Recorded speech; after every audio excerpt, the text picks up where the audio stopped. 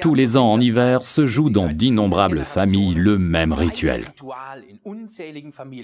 Non, nous ne parlons pas de la fête chrétienne de Noël, mais de cette orgie qui accompagne le plus souvent cette réunion de famille.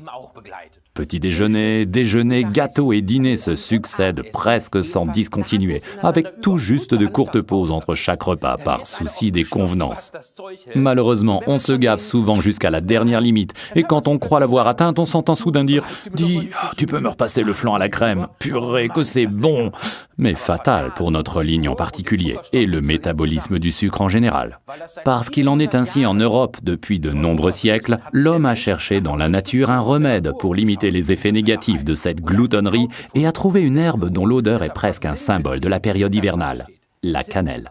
Oui, c'est vrai, car la cannelle a bien d'autres qualités que celle d'être simplement délicieuse. Elle nous réchauffe de l'intérieur et stimule la digestion et le métabolisme. Cela aide à assimiler toutes ces calories. Les étoiles de cannelle ont donc un arrière-plan bien établi. C'est pourquoi il est recommandé de boire Forever Blossom Herbal Tea, dont la cannelle est le principal ingrédient, avec l'article numéro 49, à chaque fois qu'on veut remédier aux effets d'une période de jeûne, ou bien ceux d'un régime ordinaire, ou encore quand il ne s'agit plus vraiment de se restreindre. Découvrez grâce à cette tisane pourquoi depuis 5 millénaires, les hommes font confiance à cette épice qu'on appelle la cannelle. Dans notre tisane Herbal Blossom, seule la saine et très onéreuse cannelle de Ceylan est utilisée. En effet, il existe aussi la casse de Chine. Très bon marché, mais moins bénéfique pour l'organisme. D'ailleurs, on la trouve souvent en prêt à commencer.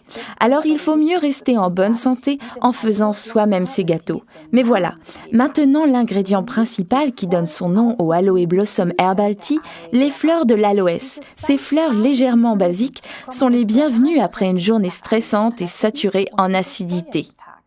Mais en ce qui concerne cette tisane, la sagesse des plantes est loin d'être épuisée, car dans les sachets fermés hermétiquement se trouvent des zestes d'orange odorants, des clous de girofle, des feuilles de ronce, du fenouil, du gingembre, de la cardamome et de la camomille. Cette mixture contient des huiles essentielles légèrement stimulantes et volatiles, ce qui explique le conditionnement unitaire. Si on prend le temps de s'informer sur Internet à propos de ces plantes, on se rend compte qu'en l'occurrence, on est tombé sur un véritable filon. Et on s'aperçoit aussi que l'on ne retrouve pas ces épices dans les plats de Noël seulement pour de simples raisons de goût. C'est pourquoi l'Aloe Vera Blossom Tea, article numéro 49, est stimulant, même sans caféine. Sur l'emballage, on indique un sachet par tasse. Ceux qui aiment un goût intense y trouveront leur bonheur. Mais nous deux préférons la boire dans 1 litre d'eau.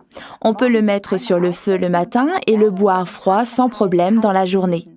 Dans les mois chauds d'été, on peut en faire un délicieux punch aux fruits avec un mélange aux myrtilles ou aux framboises congelées qu'on peut trouver au supermarché. C'est exactement ce qu'il faut pour votre prochaine fête en plein air. Mais la meilleure, la plus délicieuse des recettes pour les mois froids de l'hiver vient d'Ilse Paulsen, cadre supérieur de 78 ans vivant dans le nord de l'Allemagne.